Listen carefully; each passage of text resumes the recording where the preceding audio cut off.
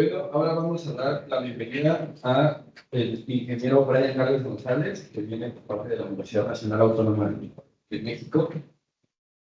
Él nos va a presentar parte de su proyecto de tesis de su posgrado, que es Maestría en Ingeniería en Energía y Sistemas Eléctricos. Presenta el trabajo Análisis de un accidente severo en el reactor NuScale asistido para el código ASIC-SCAD.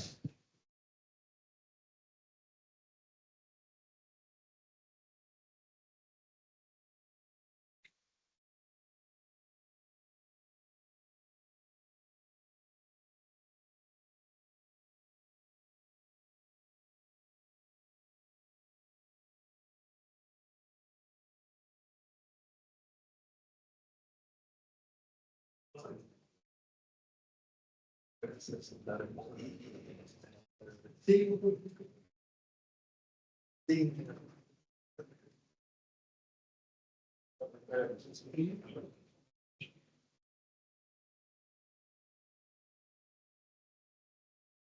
Bueno, pues buenas tardes a todos, espero que se encuentren muy bien. Yo soy Brian Gálvez, como me acaban de presentar, y el día de hoy les voy a presentar mi tema. Primero que nada, quisiera agradecer a Remesí por esta oportunidad que nos fue brindada. Igual a la Sociedad Nuclear Mexicana, a la GEM, por supuesto, y a la UAM por permitirnos tener este espacio a cada uno de nosotros. Probablemente ahorita con el título que viene en el programa ustedes acaban de recibir un engaño, porque no les voy a presentar como tal un accidente severo. Ese era el título principal porque ese es mi tema de tesis, pero como voy empezando trabajando con ella, todavía no les puedo presentar como el accidente severo. Lo que les voy a presentar hoy es un análisis en estado estacionario de mi reactor nuclear. Lo siento si esperaban el accidente. En la siguiente ahora sí se los presento. Bueno, vamos a comenzar. Como les dije, voy a presentarles un análisis de un caso en estado estacionario del reactor NuScale, y en este caso me estoy asistiendo por el código ASIC-SCADA. Yo soy el ingeniero Brian Gálvez, estoy acompañado por mis asesores, que es el doctor Juan Luis François y el doctor Heriberto Sánchez Mora. Y bueno, vamos a comenzar. ¿Qué vamos a ver hoy? Vamos a tener de agenda una pequeña introducción. Vamos a hablar sobre el código de una manera muy breve. También vamos a hablar sobre el reactor NuScale, vamos a mencionar ahora sí cómo implementamos con estas dos cosas el estado estacionario y finalmente unas conclusiones y el trabajo futuro. Un spoiler, en el trabajo futuro, ahí les cuento sobre el accidente. ¿Vale? Entonces, comencemos. Introducción. ¿Qué pasa con los Small Modular Reactors? Los reactores modulares pequeños son una parte importante si queremos hablar de alcanzar zonas que son lejanas o zonas en donde requerimos una red eléctrica pequeña. Esos son unos de los beneficios como más importantes de los reactores modulares. Además, debido a la parte que dice que es modular, se supone o se prevé que sean un poquito más fáciles de construir. Lo que se tiene planeado, si mal no estoy, es que tengan una fábrica de ensamblaje donde puedan ellos generar los reactores como en producción en masa. Finalmente, un dato interesante es que el reactor NuScale es el único reactor que actualmente está certificado. Entonces, eso nos va a permitir que pues, ya pueda empezar su construcción. Bueno, ahora hablemos del código. Así se escala. Tenemos que recordar un poco la parte de los simuladores. Al inicio, los simuladores pues, se empezaron a desarrollar para empezar a capacitar a los operadores de planta. Esa era como una parte inicial para empezar a trabajar con ellos, pero actualmente lo que estamos buscando nosotros pues es comprender la física que existe en un reactor nuclear. En particular, el código ASIC y el código SCADA, que vienen como vinculados en este trabajo. Estos dos códigos lo que nos van a permitir es entender toda la parte, más bien modelar toda la parte del reactor nuclear, todos los diferentes escenarios de operación que puede tener hasta llegar al accidente severo, que esa parte es la que nos va a interesar ahorita no, pero en la siguiente versión. Entonces, aquí tengo un video que no se va a poder ver porque estamos trabajando en un PDF, pero en este video lo que les platicaba era la parte más importante de esta plática, que era justamente la circulación natural de nuestro reactor. Lo que tenemos es, vamos a tener una parte, en la parte baja del reactor vamos a tener el plano inferior, en donde por ahí va a entrar nuestra agua ligera, y va a empezar a entrar al núcleo. En el núcleo, como lo tenemos un núcleo que está caliente, lo que va a pasar con el agua es que se va a empezar a calentar. Y debido a la diferencia de densidad, pues va a empezar a subir. Va a llegar al plano superior, en donde en la parte superior vamos a tener el intercambiador de calor principal, que justamente es la parte donde va a remover calor, ese intercambiador de calor. Y lo que vamos a tener ahí es que, nuevamente, por una diferencia de densidades, al remover ese calor, la densidad de nuestro fluido va a cambiar y ahora va a bajar. Entonces, así vamos a tener la circulación natural. Va a empezar a subir porque está caliente y luego se enfría y empieza a bajar. Y ese fenómeno que es la circulación natural es la más importante en este reactor. De hecho, se dice que ese reactor tiene la capacidad, incluso si se apaga y si no hay ninguna manera de controlarlo, puede seguir funcionando durante un tiempo, sin ningún, sin ninguna acción humana. Entonces, continúo aquí, igual en la parte de abajo tenía un poco de información, que era pura información sobre el reactor nuclear, como la parte de los ensambles, la presión, la temperatura de entrada al núcleo, la temperatura de salida. Aquí, este es como un pequeño resumen en donde tenemos el reactor nuclear, el NuScale, tiene 37 ensambles. En cada uno de esos ensambles tenemos un arreglo de barras de combustible de 17 por 17. Y aquí, este dato de la presión nominal nos interesa. Y finalmente, para este trabajo, lo que estuve trabajando justamente fue la parte de la potencia. No sé si algunos de ustedes sepan que el reactor nuclear en USCAPE tuvo como una repotenciación o como que metieron un poquito, mejoraron el reactor y actualmente tiene una potencia térmica de 250 megawatts. En mi caso, yo no trabajé con ese dato. Yo trabajé con el dato anterior, que era el de 160 megawatts. Más adelante, ya que empieza a meterle un poquito más de mano al código, pues ya voy a empezar a actualizar esos datos.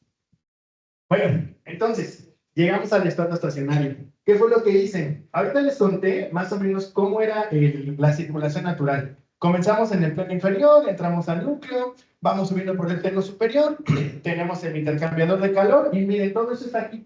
En esta parte de aquí abajo tenemos el plano inferior, aquí tenemos todo el núcleo, el plano superior es toda, toda esa parte es el plano superior. Y de este lado es donde nosotros tenemos al generador, al intercambiador de calor, que es lo que va a permitirnos a nosotros tener la circulación natural. Bueno, todo esto lo hicimos, fue diseñado, desarrollado en la Qatar, e hicimos una simulación de 5000 segundos para llegar al estado estacionario. Y bueno, al evaluar el estado estacionario, que era lo que buscábamos, pues lo que estábamos buscando es que las temperaturas de entrada al núcleo, las temperaturas de salida del núcleo, la presión del sistema y el flujo que entra al núcleo se fueran lo más cercanos a los reportados por Muscat. Entonces, lo que les acabo de decir aquí abajito, pues es justamente lo que les dije atrás, más bien. Lo que representamos acá es el núcleo, el presurizador, el plano inferior, el plano superior, el downcomer y el intercambiador de calor. Ahora sí, vamos a la parte de los resultados. ¿Qué fue lo que obtuvimos? Bueno, lo que obtuvimos es que la presión del sistema, según nos que es de 12.75 megapascales. Lo que obtuvimos nosotros es 12.69 megapascales, que aquí, si se dan cuenta por el signo negativo, es una subestimación de 0.460 como error relativo. La temperatura de entrada del núcleo nos da aquí de 260.5 según los que, y lo que obtuvimos nosotros es 262.2 grados Celsius. Aquí tenemos una sobreestimación de 0.652 de error relativo. Finalmente, la temperatura de salida es de 312.7 grados Celsius y nosotros obtuvimos 311.8. Ahí nuevamente, si se dan cuenta, estos datos de error relativo pues están relativamente chicos, ¿no? O sea, son pequeños. ¿Qué pasa con el flujo másico? Si se dan cuenta, el flujo másico ahí dice que es 587.15 kilogramos sobre segundo. Y nosotros obtuvimos 602.75. Ese dato es como el que tiene un error relativo mayor. Aquí, la complejidad a la que nos enfrentamos es que justamente ese fenómeno de la circulación natural va a hacer que cambien las densidades y con esto mismo va a empezar a cambiar un poco la velocidad del fluido. Entonces, modelar eso llega a ser un poco complicado. Y para esta primera, para este primer arranque que tuvimos, lo dejamos así, pero vamos a seguir trabajando para que sea mucho más pequeño, justo como los demás. Bueno, ¿cuáles son nuestras conclusiones? Justo implementar implementar un sistema complejo como es un reactor nuclear con circulación natural, en donde cambian muchos parámetros y variables, llega a ser complicado, por lo que nosotros vamos a necesitar tener una herramienta pues, robusta, que en este caso es nuestro código ASIS escalable. Y finalmente, la última cuestión, que justo igual ya se los comenté, es esa parte de los errores relativos. Los primeros tres datos, que son la temperatura de entrada, de salida y la presión, son ligeramente bajos, pero el problema sigue siendo nuestro flujo máximo. Es algo con lo que vamos a seguir trabajando. Y bueno, ahora sí, trabajo futuro. ¿Qué va a ocurrir más adelante? Bueno, pues vamos a llevar al reactor al punto crítico en donde vamos a tener el accidente severo. ¿Qué va a ocurrir en este accidente severo? Bueno, lo que estamos buscando es que haya recolocación de material fundido en la parte baja de la vasija. ¿Cómo vamos a lograr esto? Se supone que cuando nosotros tenemos las barras de combustible llegando a temperaturas mayores a los 1400 grados Celsius, empezamos a tener oxidación, o se empieza a producir oxidación. Justamente esta oxidación, mediante una reacción química, va a empezar a generar hidrógeno, que va a ser el problema que puede también hacer que nuestro sistema pueda tener alguna explosión. Entonces, lo que vamos a hacer nosotros es justamente checar todos los tiempos que tenemos para que empiece la oxidación, cómo empieza a avanzar justamente esa parte de la oxidación, cómo tenemos la fundición del núcleo y finalmente cómo se recoloca la parte baja de la vasija. Ese es el trabajo futuro. Y bueno, esas dos, utilicé más referencias, pero estas dos son las importantes para esta presentación, que fueron lo de los datos de los. Y les agradezco mucho, sería tu punto. ¿Alguien tiene alguna pregunta?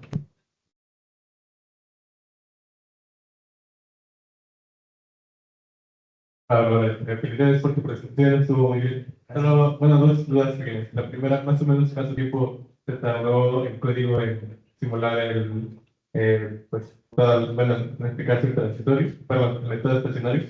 Y entonces, la segunda es, el objetivo como particular del accidente severo va a ser analizar la generación de hidrógeno. Entonces, es lo que busca. Más o menos el sistema se tardó como 3 minutos, 5 minutos. Es medio extraño porque en mi computadora de repente la veo bien y de repente falla mucho. Entonces, la primera vez que lo corrimos, tardó como 2 minutos. Y una vez más adelante que estaba fallando, tardó como 5. Entonces, sigue siendo un tiempo que no es tan largo. La otra cuestión sobre lo que vamos a analizar, no vamos a analizar solo la generación de hidrógeno. Lo que estamos viendo es creo que si mal no estoy, todavía no nos metemos a eso, pero le llaman figuras de mérito. Y estamos buscando checar justamente la oxidación, generación de hidrógeno, tiempo para que empiece la fundición, tiempo para que se empiece a fundir y se recoloca en la parte baja. Vamos a analizar, si mal no estoy, todo eso. Gracias.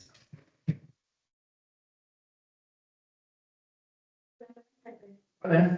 Felicidades por tu presentación. Gracias. Tengo una duda. ¿Cómo puede haber un accidente severo en un sistema crítico? ¿No sería el no supercrítico? Ok. De hecho, esa parte del accidente severo que vamos a estar buscando es cambiando la situación que tenemos con el intercambiador de calor. O sea, lo que vamos a hacer es que deje de funcionar nuestro intercambiador de calor. De hecho, ese va a ser nuestro evento iniciador. Y vamos a ver cómo va a empezar a tener un aumento muy drástico de la temperatura.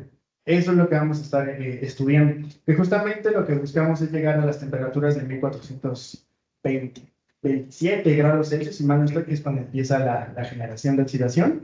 Y algo que todavía no me meto, pero también va a ser importante, es ¿cómo vas a hacer que ocurra un accidente severo en un reactor nuclear que está diseñado para que no ocurra? No sé si alguien está muy familiarizado con NuScale, pero justamente en todos los reportes que ellos tienen, dan muchas razones por las cuales esto no puede ocurrir. O sea, no puede ocurrir que haya recolocación de material fundido en la vasija. Dicen muchísima información sobre eso. Ese va a ser el reto principal de mi tesis. O sea, ver cómo voy a hacer que ocurra eso. Porque ahí mencionan que entre el núcleo y la vasija hay un pequeño espacio, que ahí no puede haber material fundido. O sea, explican muchísimas cosas sobre que esto no puede ocurrir, pero apenas me voy a meter en eso. Entonces yo espero que ya en la siguiente versión te pueda responder ya ahora sí más fuerte esta pregunta. ¿Va? Felicidades por tu presentación, Brian. Gracias, hizo bastante.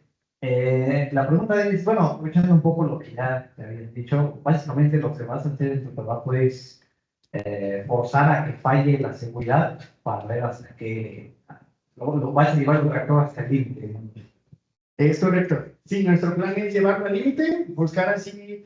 Es chistoso porque tengo una materia que se llama análisis probabilístico de seguridad y lo que buscamos ahí es que no ocurra esto, ¿no? Entonces, estamos en un proyecto ahí que es, a ver, vamos a analizar sus sistemas y vamos a ver que no ocurra nada de lo que es malo en un reactor. Y de repente yo le pregunté a la doctora, oye, doctora, pero yo quiero hacer eso, ¿qué voy a estudiar? ¿Qué voy a hacer en esta materia entonces, no? Justamente es llevar al reactor a la parte que peor pueda, en su peor momento de funcionamiento, y ahí es donde voy a estar trabajando. Una pregunta. Bueno, pues agradecemos al ingeniero Brian por su presentación.